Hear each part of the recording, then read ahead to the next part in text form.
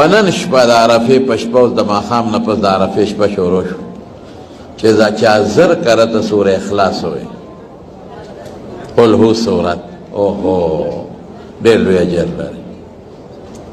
دومره اجر لري چې الله به درته وایي جنت ته کوم ځای خوښ دی ورځه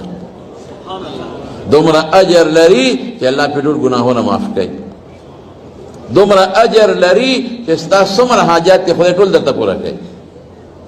دومره اجر لري چې ته ووایې او ته وایې چې پروردګاره زه غواړم دا شی الله وایي وغواړه چې در فوراً پوره کړم اوس ډېر لوی اجر لري نو زما ګمان دا دی دومره ټایم پرې نه لګي نیمه ګنټه به پرې ولګي که تاسو یې وایئ که په یو ځل یې نه شی ویلې خیر دی سلسل ووایې 50 ځان سره نوټ کړئ